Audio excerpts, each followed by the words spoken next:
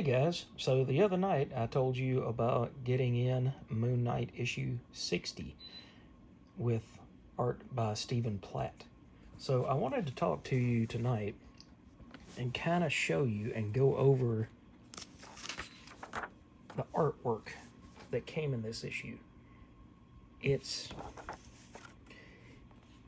definitely indicative of the 1990s Marvel style that was popularized by Todd McFarlane and Jim Lee.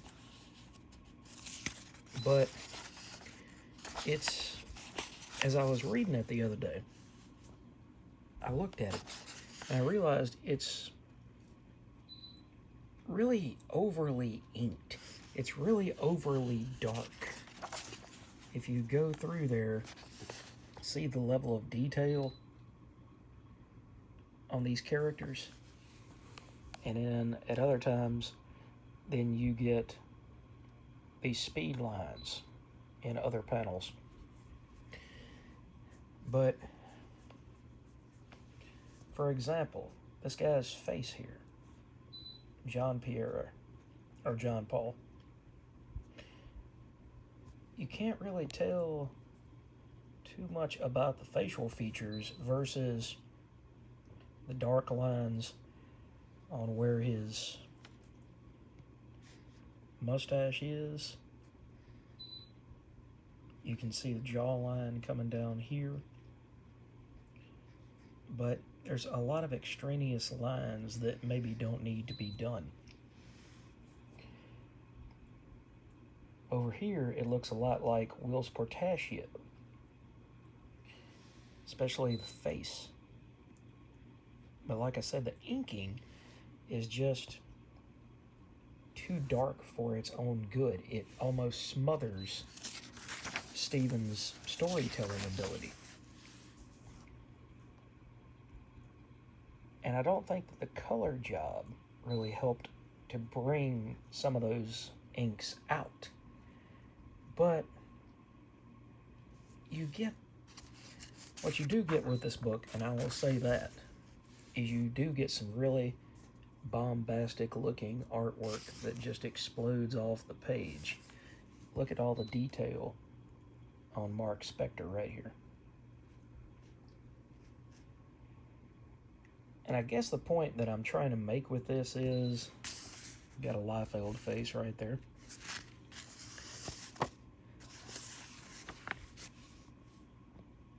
This was really great for its time, but it was definitely a product of its time. And even with the level of detail that you get in this character study, and the cape, which is definitely aping off of what McFarlane would have done with Batman's cape, or something like that.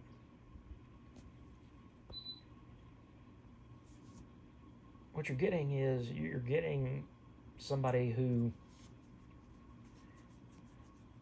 understands detail, understands cross-hatching, understands body, because the anatomy is not terrible.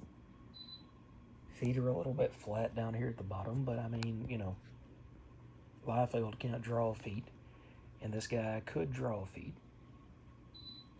But as you go through this book, and like I said, I'm going to collect the other issues of this run because I want to see how the last 5 issues went. That's why this is not a review of the book itself, because I want to see how the entire story plays out. But you get a lot of wasted space. You get a lot of empty panel design. Is there a lot of detail on these characters? Sure it is. But in the background, you're making the colorist do a lot of the heavy lifting. Now, I was excited to get this book, and I'm excited to go through it and flip through it and read it. But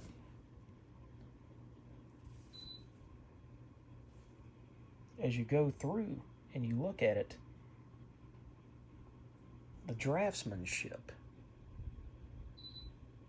the storytelling is not very clear.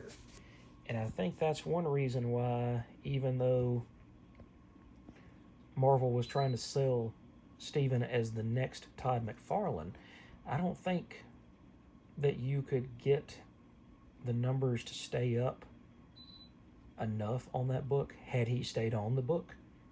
Had it not been canceled with issue 60, had he stayed on the book for, say, the next year, I don't know that you could have kept him on the book long enough, because in those 5 months he already had to take 2 months off to get caught up for the finale.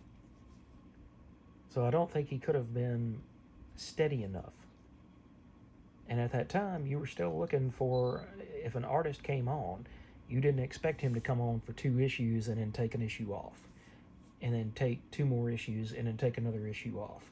You wanted somebody like Mark Bagley. You wanted somebody who was going to be on a book for 4, 5, 6 years, because at that point, that's how runs were done. You had the same writer for multiple years, you had the same artist for multiple years, and you got used to the synergy and symbiosis of how that art and writing team worked together, and how they gelled or sometimes didn't gel, and 5 months later you would have a new art team. But don't get me wrong, I'm excited to have this book in my collection.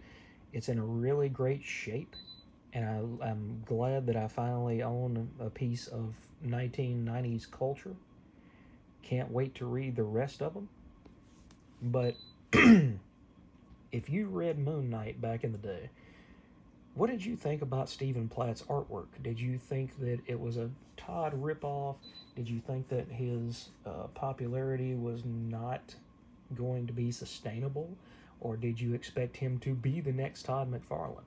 Because from what I have read, like I said, I never collected this book, and it was during the time that I was reading comics. Not too long after I had started reading, I started with Todd's 5 issues of Spider-Man, Torment.